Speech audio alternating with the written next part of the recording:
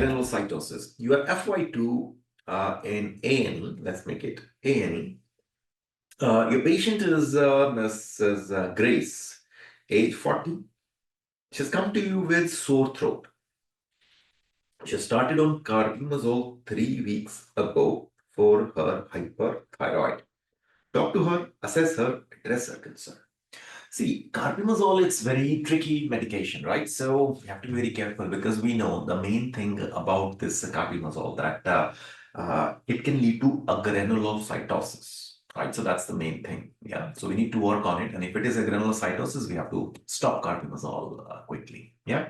So what we do, how can I help you, doctor? I'm having this pain in my throat. Tell me more about it. I'll do a bit of Odipara.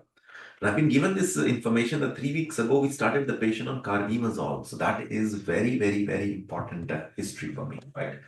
So do a bit of Fortipar about sore throat. When you're having it, is it only the first time? Did you get it previously as well? Anything makes it worse? Anything makes it better? All those things. If you've got anything else other than your sore throat, right? When this is sore throat, Carbimazole side effect, agranulocytosis is there in my head. So I need to ask questions if there's any fever, chills. Usually patient is saying, yes, I'm having fever and chills. And dizziness I can ask, right? Now I will ask other problems that a patient can have when they have got agranulocytosis. For example, like any side effect like joint pain, they can have swelling of the face and lips, skin reaction, changes with the color of urine and stool, any tummy pain. See, the severe side effects of Carbimazole can lead to acute pancreatitis as well, which in turn lead to tummy pain and can lead to the problem with the color of urine and stool as well. So that's why these questions we need to ask. Now, also, I would like you to ask some questions about thyroid as well. You can ask some questions about hypothyroidism and hyperthyroidism as well. Just a couple of questions. See, anytime when a patient is on medication for thyroid, whether it is for hyperthyroid or hypothyroid, whether it is levothyroxine or carbimazole propylthiouracil, and patient has come for the follow-up and all, you need to ask question for both.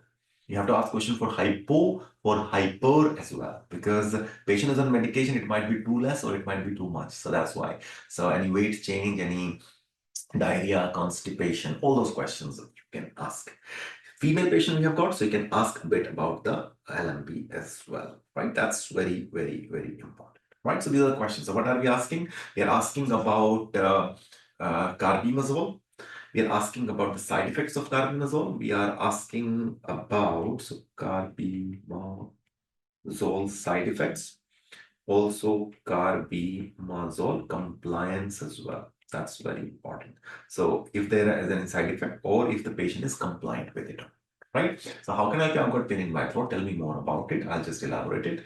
And anything else? No, doctor. So as I can see from the notes, you've been taking Carbimazole. Are you taking it regularly? Yes. Are you taking it as prescribed? Yes. Any missed dose? No. Okay. Fine. So I want to know about the carbimazole, if you've got any side effects of it. Like, what do you mean, doctor? So any joint pain, any tummy pain, any changes in your stool color, your urine color, any skin changes? And then I'll ask some question for hypothyroidism as well. Any weight loss, any weight gain, or any weight change, that is quite better. And any diarrhea, any constipation, any problem with, like, if you feel cold when others are feeling okay, if you feel hot when others are okay, right? And then as you have female patient, ask questions about her menstrual period as well. So that will complete your history, right? I would like to do general physical examination, vitals, and do the neck examination, and we can do mention ENT examination as well. Why? The presenting complaint is sore throat. That's why. I would like to do the routine blood test and obviously thyroid function test. Routine blood test, why? To find out granulocytosis, right? And thyroid function test. Makes sense. So exam exit, the temperature is high. Temperature is high and you will have a few symptoms suggestive of agranulocytosis as well in the history. So what we have to do, that it looks like you may have got this condition, agranulocytosis. Carbimazole can lower down the number of white blood cell, WBC, and WBCs are crucial for fighting infections. Your white blood cell count may have dropped, making you more vulnerable for infection, and that's why you're having this condition, that is sore throat. And agranulocytosis occurs when there is a significant reduction in the white blood cell that increases the risk of infection. So that is a bit of counseling you can do. Now, what is the management? Management is, first of all, stop carbimazole. That's the main thing. So you stop carbimazole, and then maybe what we can do, we can start the patient on propyl thiouracil. PTU, propyl thiouracil. So that's what we can start the patient on. Admit the patient, right? And temperature is high as well. We are sending for this routine blood test as well. Wait for the report. You may have low WBC count as well. So antibiotics, that's the main thing. And supportive care, monitoring and management of any infection or complications. And blood test. So we keep on doing a regular blood test to see if the WBC count is improving or not. Yeah, and then we'll be involving the specialist as well so that we can manage the patient accordingly. Right? So that's what we have to do in this scenario. There are quite many scenario in thyroid. So we always have to be careful here. So, and anytime, anytime if you see patient is taking any medication for thyroid, whether it is hyper or hypo, you have to ask questions for both, for hypothyroidism and hyperthyroidism. That's number one. Number two, patient is on carbimazole. Check the compliance if the patient is taking it properly or not. Then check the side effects if patient has got the side effects or not.